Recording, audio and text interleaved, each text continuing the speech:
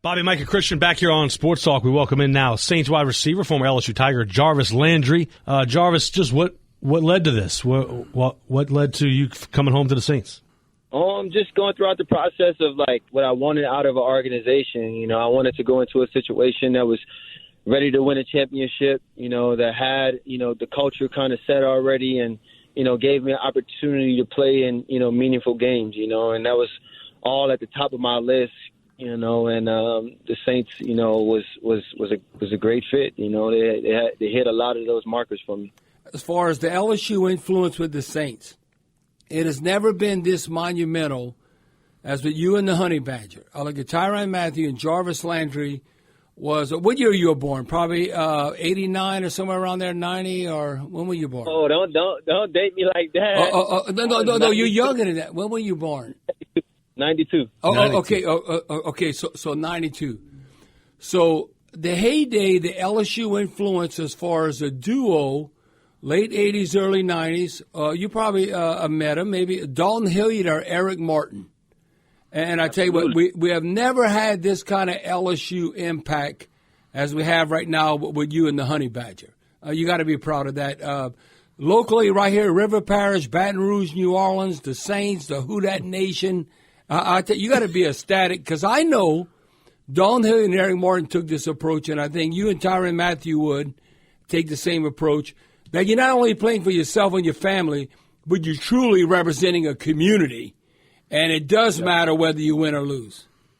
Yeah, and I think the type of players that that Tyrann and myself are, we've always kind of had that with us. We've taken Louisiana and all of these different cities that we played in, and that spirit, the competitive nature that we both possess, and to be able to come home, like you say, like two players like myself and Tyrann, I think it is just as, I guess, impactful as it is to the state and to the city and to the team. I think it is the same for us,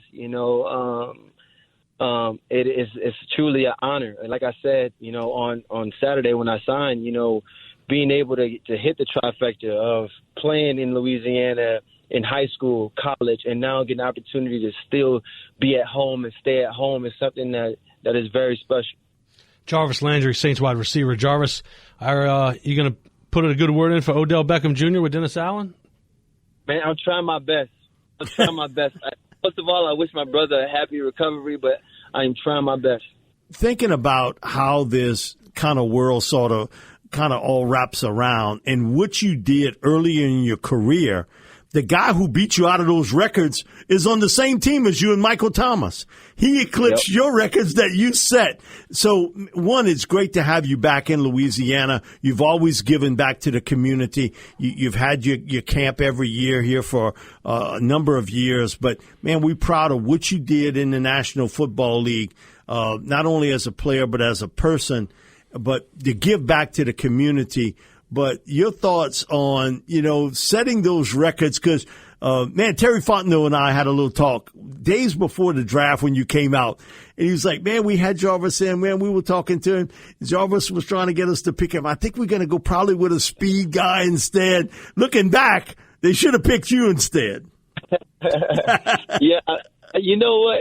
The draft is always tricky, right? Right. And I think I've heard Tyrann say this the best too. You can't measure the heart. You can't measure what's actually in there.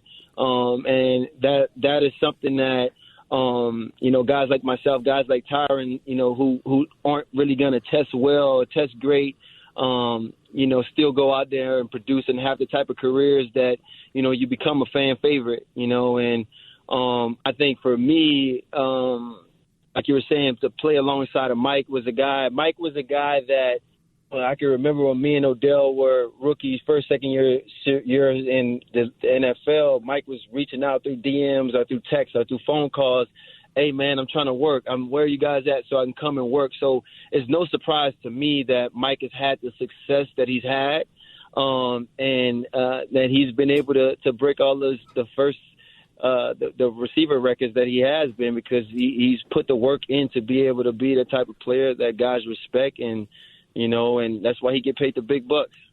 Now, Jarvis, the one thing that being an ex-quarterback would always be attractive to me, a fellow LSU Tiger, Eric Martin, was that you catch everything that's thrown to you, and then it's a positive play. And the one thing what I recognize you, and this is NFL history, one of the most consistent receivers since you entered the league in 2014, that I'll look at that, averaging 86 receptions, right at 1,000 yards, receiving in his 8 NFL seasons. So when I see that consistency, I know you got to take a lot of pride in that. But look, after missing just one game in the first 7 seasons of his career, just do you feel like you were snake bit or what? Because I'm looking career low of 12 games in 2021, and maybe not having the numbers that you wanted. Was it just a little bit of bad luck, or where are you at health-wise right now going forward for the 2022 season? Yeah, health-wise, I'm in a better place. I think at the time when, this season I got hurt literally the second play of the game.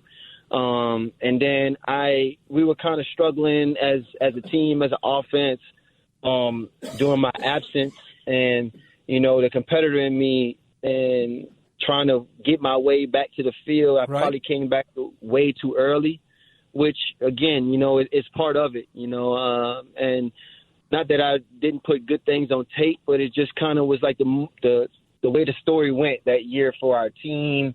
But now that the off season is here, I'm in a better place physically. I can see my production being where it has always been, if not better. Jarvis, what was the reach out between you and Jameis? Because he's now the guy here, okay, at quarterback for this football team. Before you signed, Jameis reached out to you, or you reached out to Jameis, and that conversation.